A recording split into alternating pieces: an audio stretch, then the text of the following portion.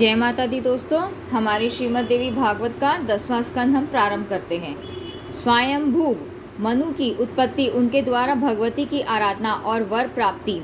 नारद जी ने कहा, सबका पालन करने में तत्पर भगवान नारायण अब जिन जिन मनवंतरों में देवी जिस जिस स्वरूप से पधारी हैं, जिस जिस आकार से उन महेश्वरी का जैसा प्रादुर्भाव हुआ है, जगदम्बा के महामात्य से संयुक्त उन संपूर्ण प्रसंगों का वर्णन करने की कृपा कीजिए। साथ ही जैसे और जिस जिस प्रकार से भगवती की पूजा और स्तुति हुई है और उन भक्त वत्सला देवी ने भक्तों का जिस जिस प्रकार से मनोरथ पूर्ण किया है, वह सब चरित्र भी मैं सुनना चाहता हूँ। कृपा सिंधो, आप उसका वर्णन कीजिए। भगवान नारायण कहते हैं, महर्षि तुम पापों का संहार करने वाला देवी महामात्य सुनो। इस महामात्य श्रवण के प्रभाव से भक्तों के हृदय में श्रद्धा का प्रादुर्भाव होता है और यह महान संपत्ति का परम साधन है। सर्वप्रथम जगत के आदि कारण महान तेजस्वी लोक पितामह ब्रह्मा जी चक्रपाणी देवादिदेव भगवान श्री हरि की नाभि कमल से प्रकट हुए। महामते, उस समय ब्रह्मा जी अपने 4 मुखों से शोभा पा रहे थे। उन्होंने स्वयंभू मनु को अपने मानस पुत्र के रूप में प्रकट किया। फिर ब्रह्मा जी ने धर्म स्वरूपिणी सतरूपा को मन से ही प्रकट किया और उसे स्वयंभू मनु की पत्नी बनाया। तब मनु जी क्षीर सागर के परम पावन तट पर ही महान भाग्य फल प्रदान करने वाली देवी की आराधना करने लगे। महाराज स्वयंभू मनु ने देवी की मृणमयी मूर्ति बनाकर उनकी पूजा की। उन्होंने एकांत में रहकर देवी का स्मरण करते हुए उनके वाग्भव मंत्र का जप आरंभ किया। वे निराहार रहते थे, इंद्रियां उनके वश में थी, वे व्रत और नियम का पालन करते थे। तदनंतर वे पृथ्वी पर एक पंख से खड़े होकर निरंतर तपस्या करते रहे। उन महात्मा ने काम और क्रोध पर विजय प्राप्त करके 100 वर्षों तक तप किया। अपने हृदय में भगवती जगदम्बा के चरणों का चिंतन करते हुए वे ऐसे प्रतीत होने लगे थे मानो कोई स्थावर प्राणी हो। तब उनकी उस तपस्या से जगन्मयी भगवती जगदम्बा प्रसन्न होकर प्रकट हो गई। उन्होंने यह दिव्य वचन कहा, राजन तुम वर मांगो। उस समय देवी के आनंदप्रद वचनों को सुनकर महाराज स्वयंभू मनु ने अपने हृदयगत तथा देवताओं के लिए परम दुर्लभ श्रेष्ठ वर की याचना की। स्वयंभू मनु ने कहा, विशाल नेत्रों से शोभा पाने वाली देवी तुम्हारी जय हो। समस्त प्राणियों के भीतर निवास करने वाली देवी तुम्हारी जय हो। तुम परम मान्य पूज्य, जगत को धारण करने वाली तथा संपूर्ण मंगलों के लिए भी परम मंगल हो। तुम्हारी भौहों के संकेत मात्र से पद्मयोनि ब्रह्मा जगत की सृष्टि, भगवान विष्णु पालन तथा रुद्र संहार का कार्य संपन्न करते हैं। तुम्हारी ही आज्ञा से सचिपति इंद्र त्रिलोकी पर शासन करते हैं। तुम्हारे आज्ञानुसार यमराज दंड लेकर प्राणियों को शिक्षा प्रदान करते हैं। जलचर प्राणियों के स्वामी वरुण हम जैसे व्यक्तियों के पालन में तत्पर हैं। कुबेर संपत्तियों के अविनाशी अधिपति बने हैं। अग्नि, नैऋत्य, वायु, ईशान और शेषनाग, ये सब तुम्हारे ही अंश हैं और सब में तुम्हारी ही शक्ति व्याप्त है। तथापि देवी, यदि अब तुम मुझे कुछ वर देना चाहती हो तो शिवे, मेरी नम्रता पूर्वक यही प्रार्थना है कि सृष्टि के कार्य में किसी प्रकार का विघ्न न उपस्थित हो। जो कोई पुरुष इस वाग्भव मंत्र की उपासना करे, उसके कार्यों के सिद्ध होने में किंचित मात्र विलंब न हो। देवी, तुम्हारे इस संवाद को जो पढ़े सुने उन्हें भुक्ति और मुक्ति सुलभ हो जाए। शिवे, तुम्हारे उपासकों को पूर्व जन्मों की स्मृति बनी रहे और वह भाषण करने में परम प्रवीण हो। उसे ज्ञान सिद्धि और कर्म योग की सिद्धि भी प्राप्त हो जाए तथा पुत्र पौत्र और समृद्धि से तुम्हारा उपासक सदा संपन्न रहे। यही मेरी प्रार्थना है। यहाँ हमने पहला अध्याय समाप्त किया है। भगवती का विंध्य गिरि पर पधारना, विंध्य के प्रति नारद जी के द्वारा सुमेरु की महिमा का कथन, विंध्य के द्वारा सूर्य का मार्गावरोध, देवताओं का भगवान विष्णु के पास गमन, भगवान विष्णु की सम्मति से देवताओं का काशी में अगस्त्य मुनि की शरण में जाना और अगस्त्य जी की कृपा से सूर्य का मार्ग खुलना। श्रीदेवी ने कहा, भूमिपाल महाबाहो मनुजादीप, तुम्हारी प्रार्थना के अनुसार सब कुछ होगा। प्रधान दैत्यों का संहार करना मेरा स्वाभाविक गुण है, मेरी शक्ति कभी विफल नहीं होती। तुमने जो वाग्भव मंत्र का जप किया है और तपस्या की है, इससे मैं अवश्य ही तुम पर परम संतुष्ट हूँ। तुम्हारा राज्य निष्कंटक होगा। वंश की वृद्धि करने वाले पुत्र उत्पन्न होंगे। वत्स, मुझ में तुम्हारी दृढ़ भक्ति होगी और अंत में तुम परम पद को प्राप्त करोगे। इस प्रकार महात्मा स्वयंभू मनु को वर देकर भगवती महादेवी मनु के देखते ही देखते विंध्याचल पर्वत पर चली गई। यह वही विंध्याचल है जो सूर्य के मार्ग को रोकने के लिए आकाश तक बढ़ा चला जा रहा था और अगस्त्य जी उसे रोकने के लिए प्रस्तुत थे। मुनिवर, वर देने वाली वह ही भगवती विंध्यवासिनी है जो भगवान श्री कृष्ण की अनुजा थी। संपूर्ण प्राणियों से पूजिया होकर वह उस पर्वत की शोभा बढ़ाने लगी। ऋषियों ने पूछा, सूत जी, वह विंध्याचल कौन है? क्यों वह आकाश तक फैल गया था? उसने क्यों सूर्य के मार्ग को रोकने का दुष्प्रयत्न किया था? और उस महान उन्नत पर्वत को अगस्त्य जी ने ही क्यों आगे नहीं बढ़ने दिया? यह सब प्रसंग कहने की कृपा कीजिए। सूत जी कहते हैं, ऋषियों, संपूर्ण पर्वतों में श्रेष्ठ विंध्याचल नाम का पर्वत था। उस पर बड़े बड़े वन थे, अनेक वृक्षों से वह घिरा था। पुष्पों से लदी हुई लताओं और वल्लरियों ने उसे आच्छादित कर रखा था। मृग, वराह, महिष, व्याघ्र, शार्दूल, वानर, खरगोश, भालू और श्रृगाल, यह अत्यंत हृष्ट पुष्ट एवं अत्यंत चंचल वन पशु उस पर्वत पर चारों ओर सदा घूमते रहते थे। नदियों और नदों के जल से वह व्याप्त था। देवता, गंधर्व, किन्नर, अप्सरा तथा सबको मनोअभिलषित फल देने वाले वृक्ष उस विंध्यगिरि को सुशोभित कर रहे थे। एक समय की बात है, देवर्षि नारद जी अत्यंत प्रसन्न होकर इच्छापूर्वक भूमंडल पर विचरते हुए उस सर्वगुण संपन्न विंध्याचल पर्वत पर पहुंच गए। देवर्षि नारद जी को देखकर बुद्धिमान विंध्याचल तुरंत उठ गया और उसने मुनि को उत्तम आसन पर बैठाकर उन्हें पाद्य और अर्घ्य अर्पण किया। जब सुखपूर्वक प्रसन्न होकर नारद जी बैठ गए, तब पर्वतराज ने उनसे कहा। विंध्याचल ने पूछा, देवर्षि, कहिए, आपका श्रेष्ठ आगमन कहाँ से हुआ है? आपके पधारने से मेरा गृह पवित्र हो गया। जैसे सूर्य जगत के कल्याणार्थ भ्रमण करते हैं, वैसे ही आपका भ्रमण करना देवताओं को अभय प्रदान करने के लिए ही है। नारद जी, आप अपने मन की बात मुझे बताने की कृपा कीजिए। नारद जी बोले, पर्वतराज, इस समय मैं सुमेरु गिरि से आ रहा हूँ। वहाँ मैंने इंद्र, अग्नि, यम और वरुण के बहुत से लोग देखे हैं। संपूर्ण लोकपालों के असंख्य भवन चारों ओर मुझे दृष्टिगोचर हुए हैं। पर्वतराज विंध्य, वहाँ मैंने नाना प्रकार के भोग प्रदान करने वाले देवताओं को भी देखा है। तदनंतर नारद जी ने हिमालय तथा सुमेरु पर्वत की बड़ी महिमा तथा प्रशंसा की। उसे सुनकर विंध्य के मन में ईर्ष्या उत्पन्न हो गई। सूत जी कहते हैं, ऋषियों, विंध्य गिरि से मिलकर परम स्वतंत्र देवर्षि नारद जी तो ब्रह्मलोक पधार गए, परंतु विंध्य का मन चिंता से व्याप्त हो गया। कामना और ईर्ष्या से पाप बुद्धि उत्पन्न होती है, अतः विंध्य के मन में दूषित बुद्धि का उदय हो गया। उसने सोचा, यह सूर्य ग्रहों और नक्षत्रों से संपन्न होकर सुमेरु गिरि की प्रदक्षिणा करते हैं, इसी कारण यह पर्वत अपने को सर्वश्रेष्ठ मानता है। अब मैं अपने ऊंचे श्रृंगों से इस सूर्य के मार्ग को रोक दूंगा, तब देखूंगा कि रुके हुए ये सूर्य किस प्रकार उसकी परिक्रमा करते हैं। इस प्रकार जब मैं सूर्य का मार्ग रोक दूंगा, तब निश्चय है कि सुमेरु पर्वत का सारा अभिमान चूर चूर हो जाएगा। यो विचार करके विंध्यगिरि ने अपने शिखरों को आकाश तक फैलाया। वह महान उत्तुंग श्रृंगों से सूर्य के संपूर्ण मार्गों को रोककर प्रतीक्षा करने लगा कि कब सूर्योदय हो और कब मैं उसे रोकूं। इस प्रकार विचार करते करते रात्रि व्यतीत हो गई और विमल प्रभात काल आया। सूर्य अपनी किरणों से अंधकार को दूर करने लगे। उदयाचल पर उदय होने के लिए उनकी झलक मिलने लगी। उनकी शुभ किरणों से आकाश प्रकाशित हो गया, कमल खिलने लगे और कुमुदिनी संकुचित होने लगी। संपूर्ण प्राणी अपने अपने कार्यों में तत्पर हो गए।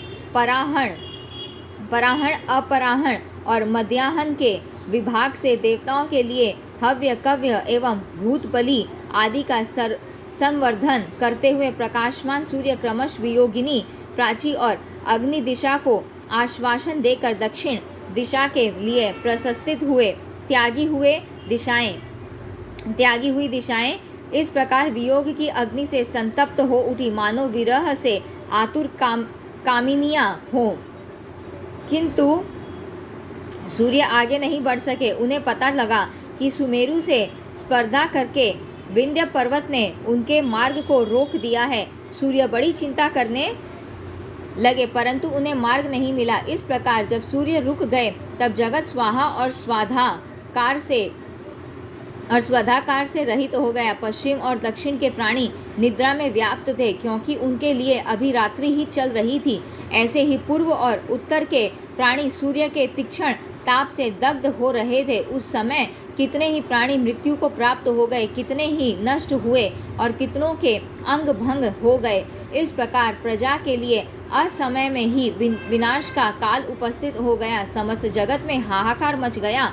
पितरों के सब श्राद्ध तर्पण बंद हो गए। सूत जी कहते हैं, ऋषियों, इस प्रकार जगत के उपद्रवग्रस्त हो जाने पर इंद्र प्रभृति संपूर्ण देवता ब्रह्मा जी को अपना प्रधान बनाकर भगवान शंकर की शरण में गए। तदनंतर भगवान शंकर की सम्मति से इंद्र और ब्रह्मा सहित संपूर्ण देवता रुद्र को आगे करके कांपते हुए भगवान विष्णु के पास वैकुंठ लोक में पहुँचे। सूत जी कहते हैं, ऋषियों, देवताओं ने वैकुंठ में जाकर लक्ष्मीकांत देवादिदेव भगवान श्री हरि के दर्शन किए। उस समय कमल के समान नेत्र वाले जगत गुरु भगवान विष्णु अपनी दिव्य शक्ति महालक्ष्मी के साथ शोभा पा रहे थे। देवताओं ने गदगद वाणी से सत्कार करते हुए भक्तिपूर्वक स्तोत्र पढ़कर श्री हरि की स्तुति की। देवता बोले, विष्णु रमेश, आपकी जय हो। आप आद्य महापुरुष एवं सबके पूर्वज हैं। दैत्यारे, आप कामदेव के पिता, अखिल कामनाओं के फल प्रदान करने वाले तथा गोविंद नाम से प्रसिद्ध हैं। आप महावराह एवं महायज्ञ का रूप धारण कर चुके हैं। महाविष्णु, आप ध्रुवेश तथा जगत की उत्पत्ति के आदि कारण हैं। आपने मत्स्यावतार धारण करके वेदों का उद्धार किया है। जगत प्रभु, सत्यव्रत में अटल रहने वाले मत्स्य रूपधारी आप श्री हरि के लिए नमस्कार है। देवताओं का कार्य सिद्ध करने वाले दयासागर दैत्यारे, आपकी जय हो। अमृत की प्राप्ति करने वाले प्रभु, आप कूर्म रूपधारी को नमस्कार है। आदि दैत्य हिरण्याक्ष का वध करने के लिए सुकर रूपधारी आप भगवान की जय हो। पृथ्वी का उद्धार करने के लिए उद्योगशील आप भगवान वाराह को नमस्कार है, जिन्होंने नृसिंह अवतार धारण करके महान दैत्य हिरण्यकशिपु को नखों से विदीर्ण कर दिया। उन भगवान नृसिंह के लिए नमस्कार है। राजा बलि त्रिलोकी के ऐश्वर्य से मोहित था। आपने वामन रूप धारण करके उसकी सम्मति छीन ली थी। उन वामन रूपधारी आप भगवान को नमस्कार है। आप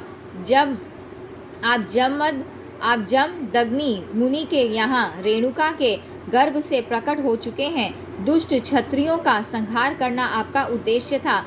कार्तवीर्य से आपकी घोर शत्रुता थी। आपके उस परशुरामावतार को नमस्कार है।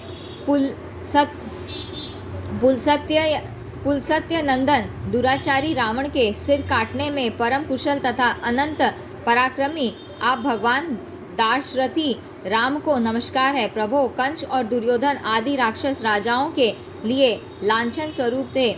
उनके भार से पृथ्वी दबी जा रही थी। आप महाप्रभु ने उन दुष्टों का संहार कर डाला। आपके द्वारा धर्म की स्थापना हुई और पाप का अंत हुआ। विभो, उन आप भगवान श्री कृष्ण स्वरूप को नमस्कार है। भगवान, निंदित यज्ञ का उच्छेद करने तथा पशु हिंसा रोकने के लिए आप बोधावतार धारण कर चुके हैं। उन बुद्ध रूपधारी आप भगवान को नमस्कार है। प्रभो, अखिल जगत मलेच्छमय बन गया था। दुराचारी नरेश प्रजाओं को सता रहे थे। ऐसी स्थिति में आप कल्कि रूप से जगत में पधारे थे। उन देवादिदेव आप प्रभु को नमस्कार है। आपके ये 10 अवतार भक्तों की रक्षा तथा दुष्ट दैत्यों का संहार करने के लिए ही हुए हैं। अतएव आप सर्वदुखहारी कहलाते हैं। भक्तों का संकट दूर करने के लिए ही आपने मोहिनी नामक स्त्री तथा जल जंतुओं, हंस आदि का रूप धारण किया था। आपकी जय हो। प्रभु, आपके अतिरिक्त दूसरा कौन दया सागर हो सकता है। इस प्रकार देवादिदेव पीताम्बरधारी भगवान श्री हरि की स्तुति करके उन सभी प्रधान देवताओं ने भक्तिपूर्वक भगवान को साष्टांग प्रणाम किया। उनकी स्तुति सुनकर गदा धारण करने वाले भगवान पुरुषोत्तम प्रसन्न हो गए। हर्ष प्रकट करते हुए उन्होंने उपस्थित समस्त देवताओं से कहा। श्री भगवान बोले, देवताओं, मैं तुम्हारी स्तुति से प्रसन्न हूँ। अब तुम्हें मन में संताप नहीं करना चाहिए। मैं तुम्हारे अत्यंत दुस्सह दुख को दूर कर दूंगा।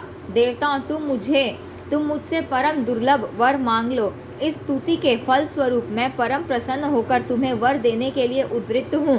देवताओं, जो मनुष्य प्रातःकाल उठकर इस स्तवन का पाठ करेगा, उसकी मेरे प्रति अपार श्रद्धा होगी और शोक कभी भी उसका स्पर्श नहीं कर सकेगा। दरिद्रता उसके घर पर आक्रमण न कर सकेगी। उसे किसी प्रकार की व्याधि नहीं होगी। वेताल ग्रह और ब्रह्म राक्षस उसे नहीं सता सकेंगे। वात, पित्त और कफ संबंधी बीमारियों से वह ग्रसित न होगा। कभी भी उसकी अकाल मृत्यु नहीं होगी। उसकी संतान दीर्घजीवी होगी। इस स्तोत्र का पाठ करने वाले पुण्यात्मा पुरुष के गृह में सुख आदि भोग की सभी सामग्रियां सदा उपस्थित रहेंगी। अधिक कहने से क्या प्रयोजन है। यह स्तोत्र संपूर्ण अर्थों का परम साधक है। इस स्तोत्र का पाठ करने से मनुष्यों के लिए भुक्ति और मुक्ति सुलभ रहेगी। देवताओं, तुम्हें जो दुख हो उसे संदेह छोड़कर बतलाओ। मैं तुम्हारा दुख दूर करने के लिए प्रस्तुत हूँ। इस प्रकार भगवान श्री हरि के वचन सुनकर देवताओं का मन प्रसन्नता से भर गया। वह पुनः भगवान वृषाकपि से कहने लगे। सूत जी कहते हैं, ऋषियों, भगवान लक्ष्मीकांत श्री हरि की वाणी ने देवताओं को परम आश्वस्त कर दिया। वह सब अत्यंत प्रसन्न होकर भगवान से यो कहने लगे। देवता बोले, सृष्टि स्थिति और संहार करने वाले देवाधिदेव भगवान महाविष्णु इस समय विंध्य पर्वत सूर्य के मार्ग को रोककर खड़ा है। महाविभो, उसके द्वारा सूर्य के मार्ग का अवरोध हो जाने से हमें भाग मिलना दुर्लभ हो गया है। अतः अब हम क्या करें और कहाँ जाएं? भगवान श्री हरि ने कहा, महानुभाव देवताओं, जो अखिल जगत की जननी तथा कुल की अभिवृद्धि करने वाली भगवती आद्या है, उनके उपासक परम तेजस्वी अगस्त्य मुनि इस समय काशी में विराजमान है। विंध्य पर्वत के उत्कर्ष को वह ही रोक सकेंगे। देवताओं, काशी कल्याण प्रदान करने के लिए सर्वोत्तम स्थान है। तुम वहां जाओ और परम प्रतापी द्विजवर अगस्त्य को प्रसन्न करके उनसे इस विषय में याचना करो। अगस्त्य को प्रसन्न करके उनसे इस विषय में याचना करो। सूत जी कहते हैं, ऋषियों, इस प्रकार भगवान विष्णु से आदेश प्राप्त करके वे प्रधान देवता संदेह रहित होकर नम्रता पूर्वक काशीपुरी को गए। मणिकर्णिका घाट पर भक्ति के साथ उन्होंने गंगा में स्नान किया। तत्पश्चात वे मुनिवर अगस्त्य के परम पवित्र आश्रम पर आए। मुनिवर अगस्त्य अपने पवित्र आश्रम में विराजित थे। समस्त देवता दंड की भांति उनके चरणों में गिरकर बार बार प्रणाम करने लगे। देवताओं ने कहा, भूदेव, आप द्विजगणों के स्वामी, मान्य एवं पूज्य हैं। आपने वातापी के बल को नष्ट कर दिया है। आप घट से प्रकट हुए हैं। आपके लिए नमस्कार है। भगवान अगस्त्य, आप लोपामुद्रा के प्राणनाथ मित्र वरुण से प्रकट संपूर्ण विद्याओं के भंडार तथा शास्त्र योनि हैं।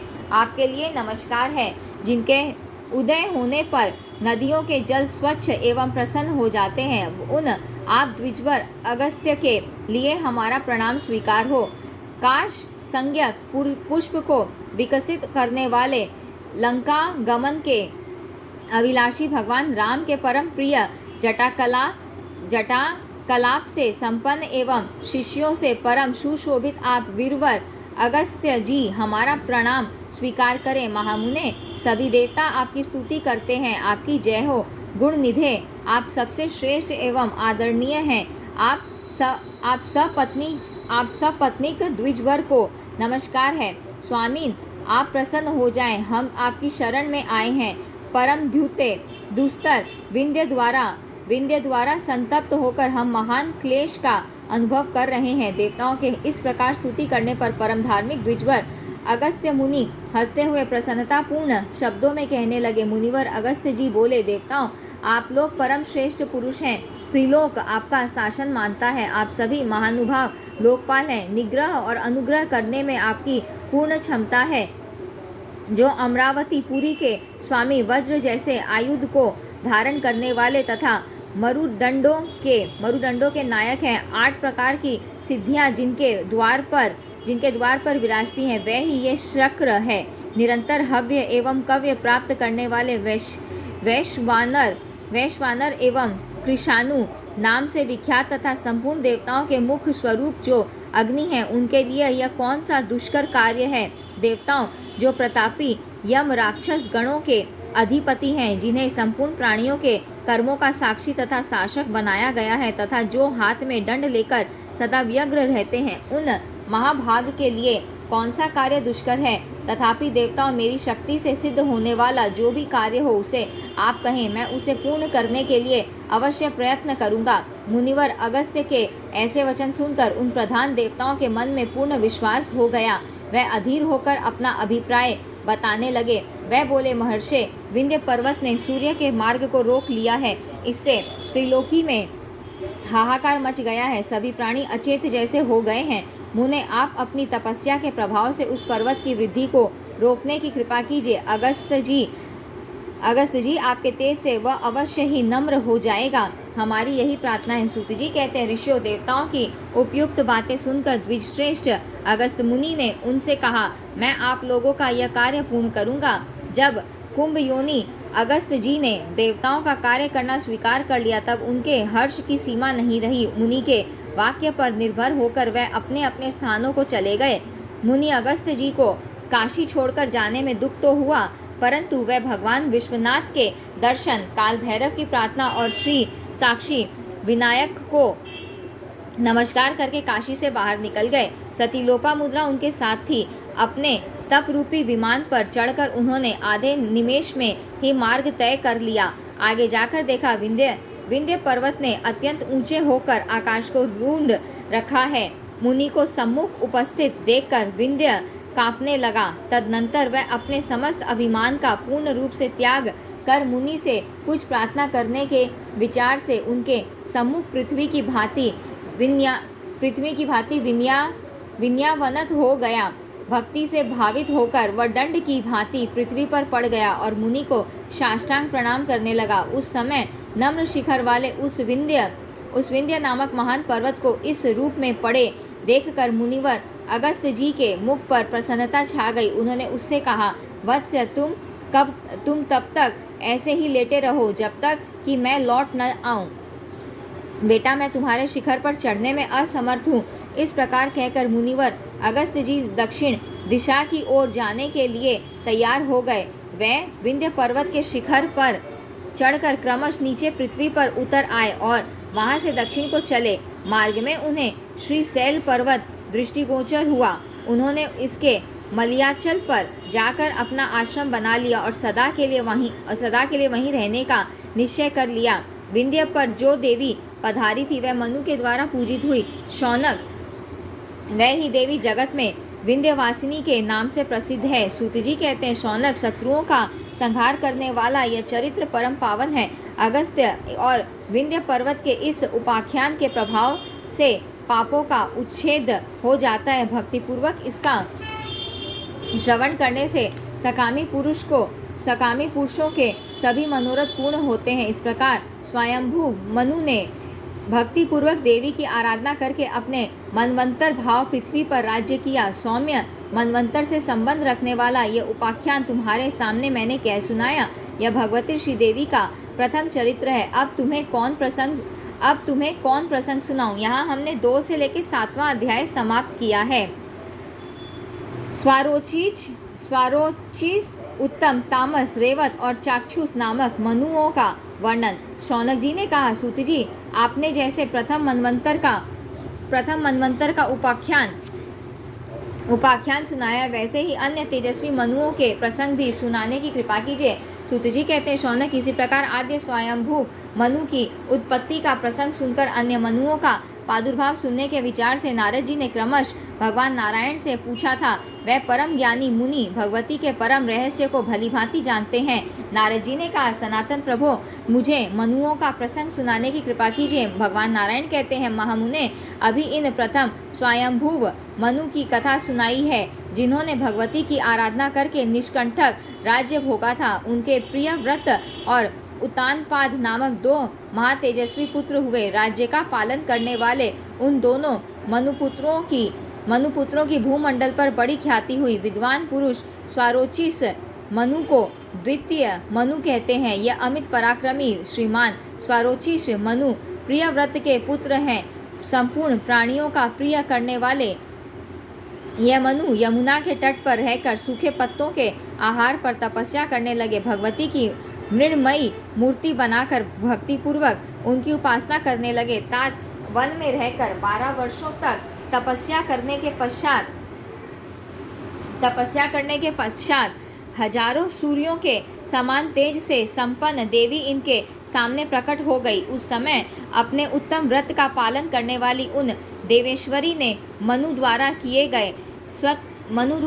गए सत्वराज के प्रभाव से संतुष्ट होकर स्वारोचिष मनु को संपूर्ण मनवंतर का राजा बना दिया। उस समय से ऐसी प्रथा ही प्रचलित हो गई कि प्राय सभी लोग भगवती को जगतधात्री और तारिणी मानकर उनकी उपासना करने लगे। इस प्रकार स्वारोचिष मनु ने तारिणी संज्ञक देवी की आराधना करके संपूर्ण शत्रुओं से रहित निष्कंटक राज्य प्राप्त कर लिया। धर्म की विधिवत स्थापना की और अपनी प्रजा को पुत्र के समान मानकर वह उसकी रक्षा करने लगे। तदनंतर अपने मनवंतर काल प्रयत्न राज्य भोग कर वह स्वर्ग को चले गए।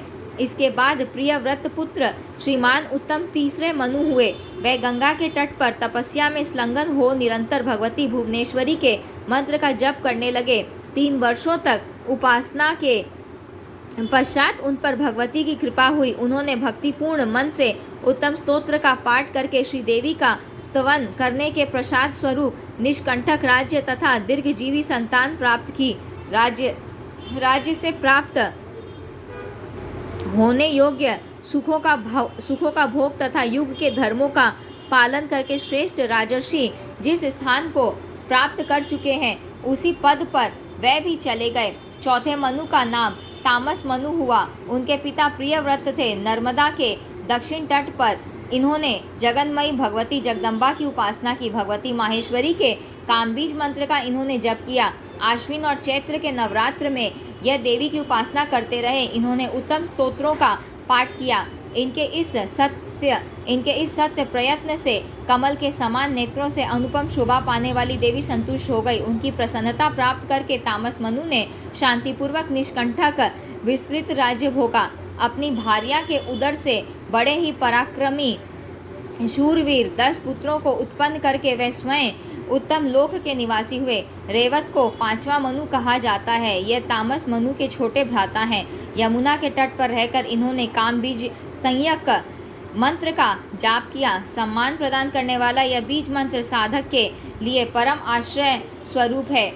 इसके द्वारा देवी की आराधना करने से रेवत मनु को अपना समृद्धिशाली उत्तम राज्य तथा जगत में सर्वत्र सिद्धि प्रदान करने वाला अप्रतिहत बल प्राप्त हो गया। पुत्र पौत्र आदि उत्तम चिरंजीवी संतान भी इनको सुलभ हो गई। इन्होंने धर्म की स्थापना की और उसकी रक्षा का प्रबंध किया। तत्पश्चात अप्रतिम शूरवीर यह रेवत मनु राज्य सुख भोग कर उत्तम स्वर्ग लोक को सिधारे। भगवान नारायण कहते हैं, नारद, इसके बाद भगवती जगदम्बा के अत्यंत अद्भुत एवं उत्तम महात्म्य को सुनो। जिस प्रकार अंग के पुत्र मनु ने श्रेष्ठ राज्य प्राप्त किया था वह प्रसंग अब सुनाता हूँ। राजा अंग के उत्तम पुत्र का नाम चाक्षुष था। वह 6ठे मनु हुए। उन्होंने ब्रह्मर्षि श्रीमान पुलहजी की शरण में जाकर कहा, ब्रह्मर्षि, मैं आतुर होकर नम्रता पूर्वक आपकी शरण में आया हूँ। स्वामीन, आप मुझे अपना सेवक समझकर उपदेश दीजिए जिससे मैं उत्तम श्री प्राप्त कर सकूं। साथ ही मुझे पृथ्वी का अखंड राज्य प्राप्त हो। मेरी भुजाओं में अप्रतिहत बल हो और अस्त्र शस्त्र के प्रयोग में मैं पूर्ण रूप से निपुण हो जाऊं। मेरी संतान चिरंजीवी हो। मेरी उत्तम आयु विघ्न बाधा से रहित हो तथा आपके उपदेश से अंत में मैं स्वर्ग प्राप्त कर सकूं। चाक्षुष मनु की ऐसी बातें सुनने पर श्रीमान मुनिवर पुलह ने उन्हें देवी की उत्तम उपासना करने का आदेश दिया। कहा, राजन, कानों को सुख देने वाली मेरी बातें सुनो। इस समय तुम भगवती जगदम्बा की आराधना करो, उनकी कृपा से तुम्हारा यह मनोरथ पूर्ण हो जाएगा। चाक्षुष मनु ने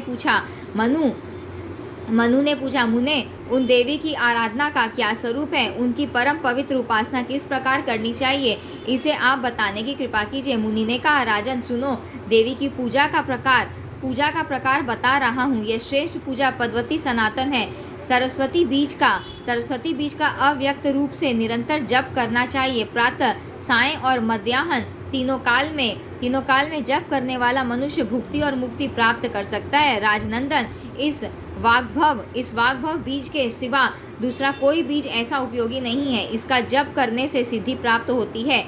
यह बल और वीर्य को बढ़ाने वाला है। सब देवताओं को इस जप के प्रभाव से ही शक्ति प्राप्त हुई है। राजन, भगवती जगदम्बा की ऐसी महिमा प्रसिद्ध है, अतः तुम भी इन्हीं की सम्यक प्रकार से आराधना करो।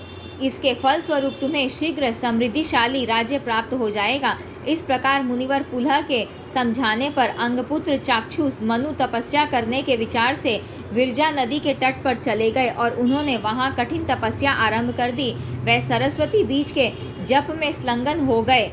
वृक्ष के जीर्ण शीर्ण पत्तों पर ही वह अपना निर्वाह करने लगे। प्रथम वर्ष में वह पत्तों पर रहे, दूसरे वर्ष केवल पानी के आधार पर रहे और तीसरे वर्ष एकमात्र पवन ही उनका आहार रहा।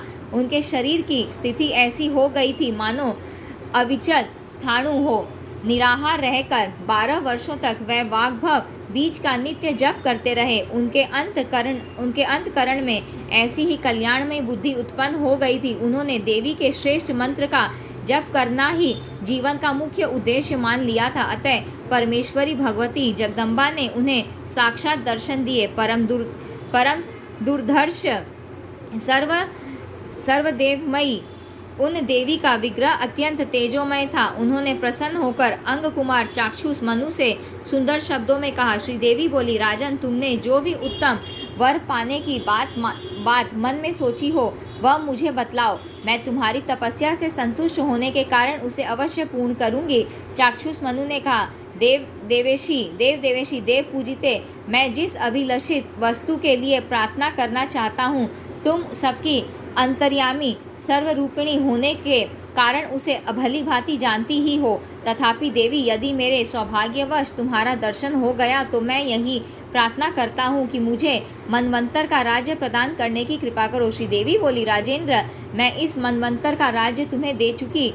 इसके सिवा महान पराक्रमी तथा श्रेष्ठ गुण वाले अनेक पुत्र तुम्हें प्राप्त होंगे। तुम्हारा भावी राज्य निष्कंटक होगा और अंत में तुम मेरे धाम में चले जाओगे, यह निश्चित है। इस प्रकार चाक्षुष मनु के भक्तिपूर्वक स्तुति करने पर भगवती उन्हें उत्तम वर देकर तुरंत अंतर्ध्यान हो गई। वह ही राजा भगवती जगदम्बा की कृपा से उनका आश्रय लेकर छठे मनु हुए। उन परम आदरणीय मनु को अखिल भूमंडल का सुख प्राप्त हो गया। उनके अतिशय बलवान तथा कार्यभार को संभालने वाले अनेक पुत्र हुए। सभी पुत्र भगवती के उपासक, शूरवीर, अमित बल एवं पराक्रम से संपन्न तथा सर्वत्र आदर पाने वाले और महान राज्य सुख के अधिकारी थे। इस प्रकार चाक्षुष मनु भगवती की उपासना करके मनुओं में प्रतिष्ठित होकर राज्य भोगने के पश्चात अंत में देवी के परम धाम में चले गए।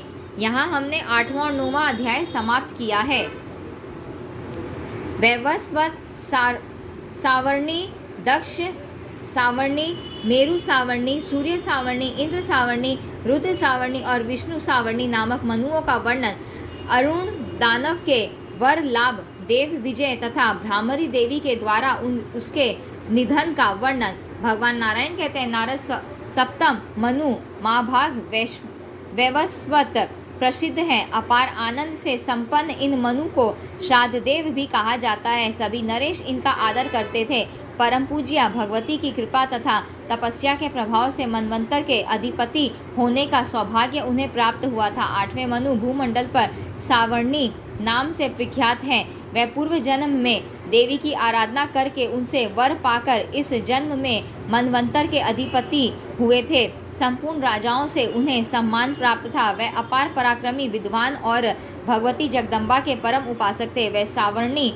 मनु पूर्व जन्म में सूरत राजा थे। इस प्रसंग में सूरत की कथा सुनाते हुए भगवान श्री नारायण ने सूरत सुमेधा संवाद, मधु कैटभ वध, महिषासुर तथा शुंभ निशुंभ वध की कथाएं सुनाई और अंत में कहा कि यही सूरत राजा इस जन्म में सावर्णी मनु हुए थे। भगवान नारायण कहते हैं, नारद अब शेष मनुओं की अद्भुत उत्पत्ति सुनो।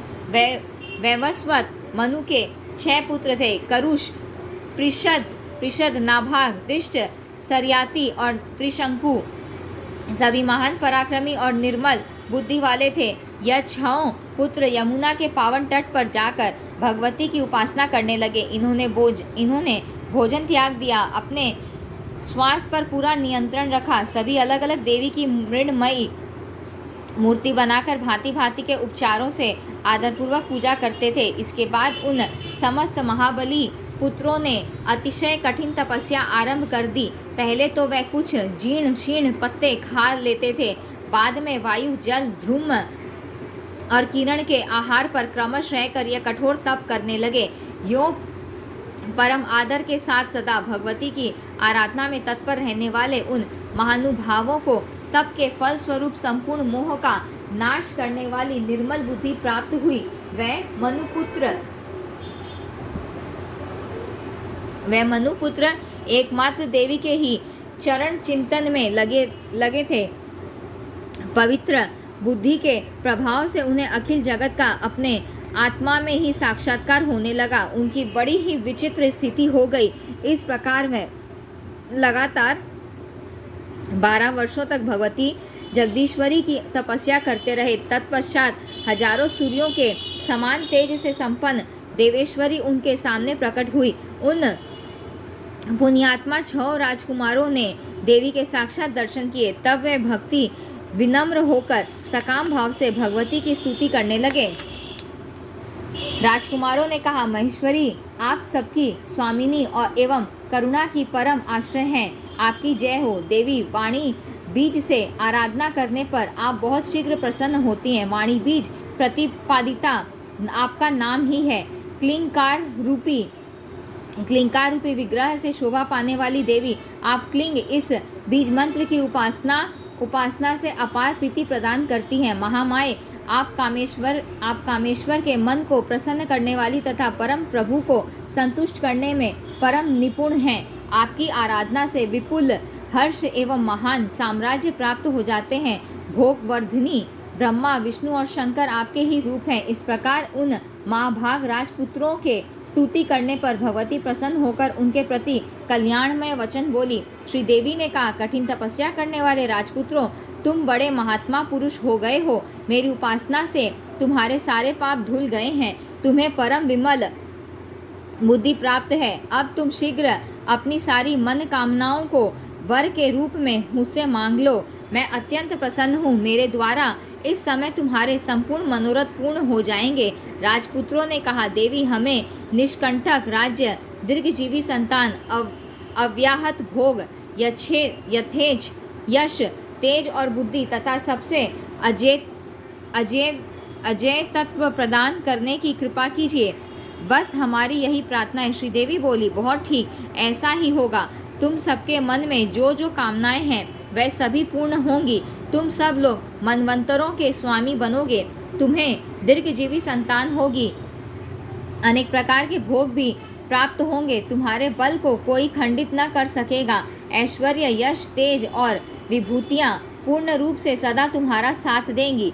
राजपुत्रों, तुम क्रमश मनवंतरों के अधिष्ठाता बनोगे। भगवान नारायण कहते हैं, नारद, राजकुमारों ने भक्तिपूर्वक भगवती भ्रामरी की स्तुति की थी। उन पर प्रसन्न होकर जगदम्बा ने उन्हें वर प्रदान किया और तदनंतर उसी क्षण वह अंतर्ध्यान हो गई। उनकी कृपा से उन महान तेजस्वी सभी राजकुमारों ने उस जन्म में श्रेष्ठ राज्य और पृथ्वी के विपुल भोग भोगे। उन्हें उत्तम संतान प्राप्त हुई। वह सभी धरातल पर अपनी वंशावली स्थापित करके मनवंतरों के अध्यक्ष बने रहे। वह ही दूसरे जन्म में क्रमश सार्वणी मनु कहलाए हैं। प्रथम राजकुमार का नाम दक्षार्वणी हुआ। वह नवम मनु कहलाए। भगवती की कृपा से उन्हें अव्याहत बल प्राप्त था। दूसरे पुत्र मेरु सार्वणी हुए जो 10वें मनु कहलाते हैं। महादेवी के प्रसाद से मनवंतर भर उन्होंने राज्य किया। तीसरे राजकुमार सूर्य सारमणि के नाम से विख्यात हुए। अपनी तपस्या से महान गौरव प्राप्त करने वाले यह महान उत्साही मनु 11वें मनु कहे जाते हैं। चौथे इंद्र सारमणि हुए जो 12वें मनु कहलाते हैं। देवी की आराधना के प्रभाव से उन्हें मनवंतर का राज्य भोगने का स्वर्ण अवसर प्राप्त था। 5वें राजकुमार रुद्र सारमणि नाम से विख्यात होकर 13वें मनु कहलाए। वह महान बल एवं पराक्रम से संपन्न होकर पृथ्वी पर राज्य करते रहे। और 6ठे राजकुमार का नाम विष्णु सारमणि हुआ। यह 14वें मनु कहलाते हैं। भगवती का वर प्राप्त करके यह जगत में सुविख्यात राजा हुए। यह 14 मनु महान तेजस्वी और अनुपम बल से संपन्न हैं। यह सभी मनु भगवती भ्रामरी की नित्य उपासना करते हैं। अतः इन्हें जगत में पूज्य एवं वंद्य होने का सौभाग्य प्राप्त था। भगवती भ्रामरी के प्रसाद से यह सब महान प्रतापी हो गए। नारद जी ने पूछा, प्राज्ञ वह भ्रामरी देवी कौन है? वह कैसे प्रकट हुई है और उनका कैसा स्वरूप है? भगवान शोक दूर करने वाला वह विचित्र उपाख्यान सुनाने की कृपा कीजिए। भगवती की कथा अमृतमयी है। भगवान नारायण कहते हैं, नारद सुनो, अब मैं अचिंत्य और अव्यक्त स्वरूपिणी भगवती जगन माया की मोक्ष देने वाली अद्भुत लीला का वर्णन करूंगा। भगवती श्रीदेवी के जो जो चरित्र हैं वह सब किसी न किसी बहाने से जगत के कल्याणार्थ ही होते हैं। उन करुणामयी देवी के कार्य जगत में वैसे ही हित भरे होते हैं जैसे संतान वत्सला माता के पुत्र के प्रति। पूर्व समय की बात है, अरुण नाम का एक महान पराक्रमी दैत्य था। देवताओं से द्वेष रखने वाला वह महान नीच दानव पाताल में रहता था।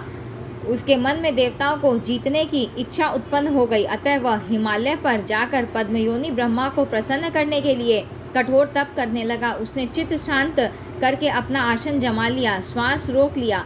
भूख लगने पर वह कभी सूखे पत्ते खा लिया करता था।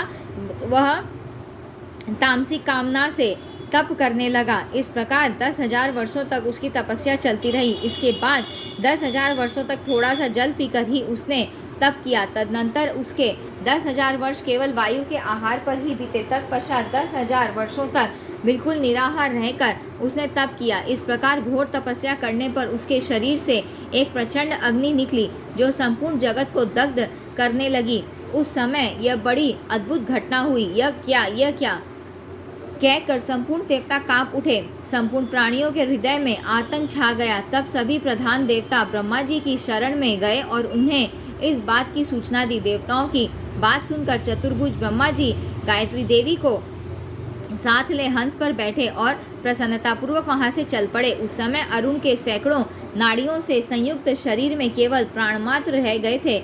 उसका पेट सूख गया था। उसके सभी अंग क्षीण हो चुके थे। वह नेत्रों को मूंदे हुए ध्यान में लीन था।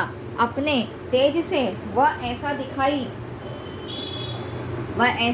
दिखाई पड़ता था मानो कोई दूसरा प्रचंड अग्नि हो। ब्रह्मा जी ने उससे कहा, वत्स, तुम्हारे मन में जो कुछ भी हो वह मुझसे मांग लो। ब्रह्मा जी की अमृत के समान वाणी सुनते ही उसका मन संतुष्ट हो गया। अरुण ने आंखें खोली तो उसे सामने कमलोदक ब्रह्मा जी के दर्शन हुए।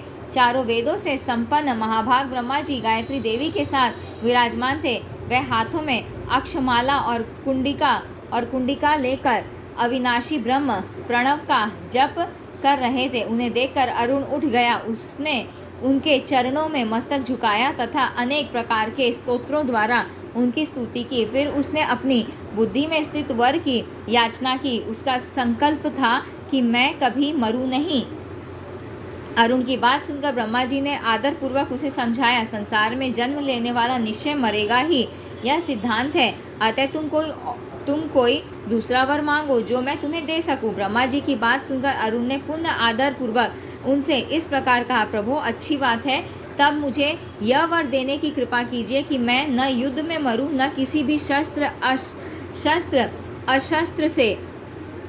अशस्त्र से मरूं, न किसी भी स्त्री या पुरुष से ही मेरी मृत्यु हो, और न 2 पैर तथा 4 पैरों वाला कोई भी प्राणी मुझे मार सके। साथ ही आप मुझे ऐसा विपुल बल दीजिए जिससे मैं संपूर्ण देवताओं पर विजय प्राप्त कर सकूं।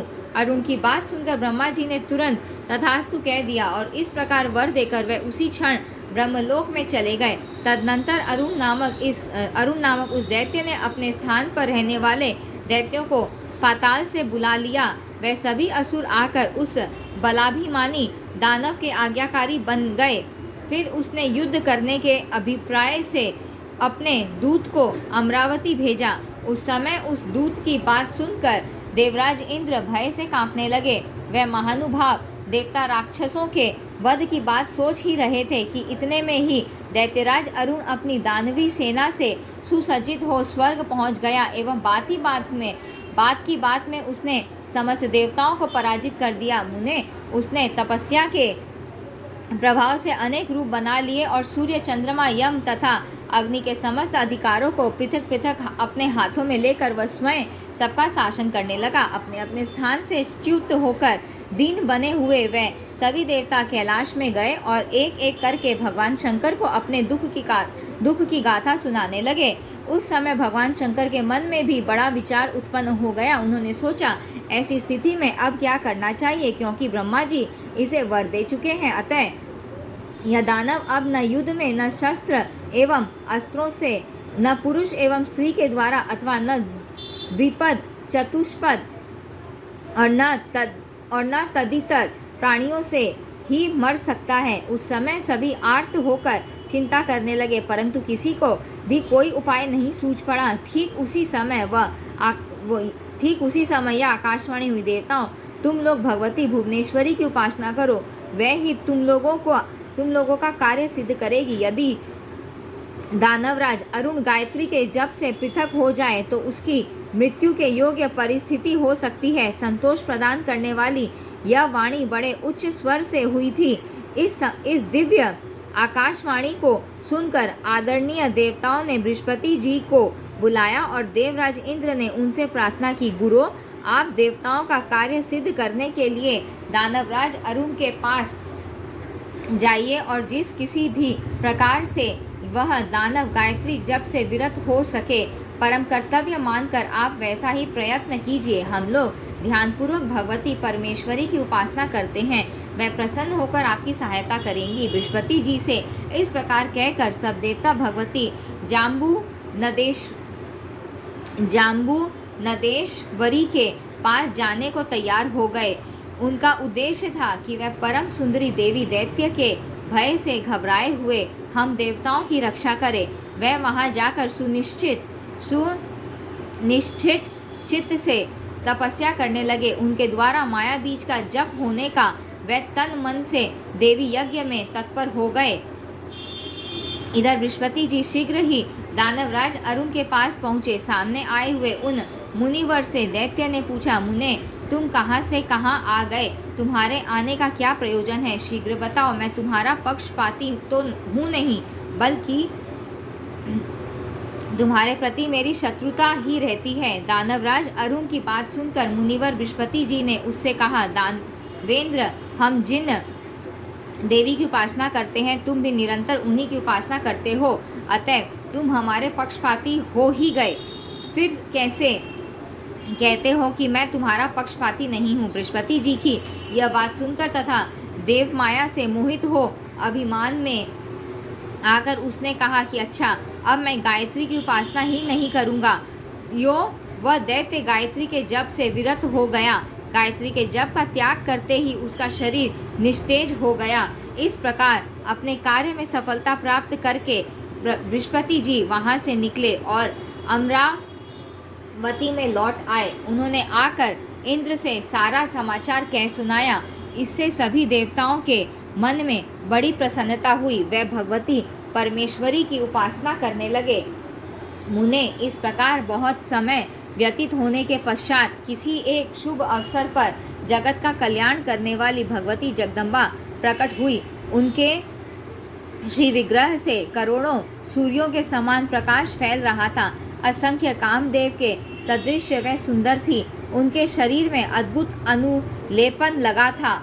दो विचित्र वस्त्र उन्हें सुशोभित किए हुए थे।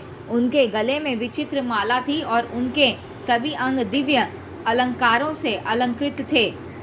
उनकी मुट्ठी अद्भुत भ्रमरों से भरी थी। वह करुणामयी देवी परम शांत वर तथा अभय मुद्रा धारण किए हुए थी। नाना भ्रमरों से युक्त पुष्पों की माला उनकी छवि बढ़ा रही थी।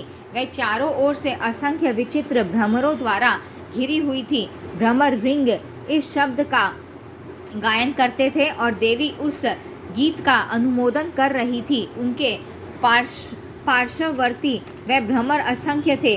वह देवी संपूर्ण श्रृंगारों से समलंकृत थी। वेद में प्रशंसित सभी गुण उनमें विराजमान थे। वह देवी सर्वात्मिका, सर्वमयी, सर्वमंगल रूपिणी, सर्वज्ञा, सर्वजननी, सर्वरा, सर्वेश्वरी और शिवा इन नामों से सुशोभित थी। उन देवी के दर्शन पाकर हारे हुए सब देवता ब्रह्मा आदि प्रधान देवताओं के साथ प्रसन्नतापूर्वक उन वेद प्रतिपादिता भगवती शिवा की स्तुति करने लगे। देवताओं ने कहा, सृष्टि स्थिति और संहार करने वाली भगवती महाविद्ये, आपको नमस्कार है। कमल के समान नेत्रों से शोभा पाने वाली देवी, आप संपूर्ण जगत को धारण करती है। आपको बारंबार प्रणाम है। विश्व सहित तेजस प्राज्ञमय विराट रूप धारण करने वाली देवी, आपको नमस्कार है। व्याकृत रूप तथा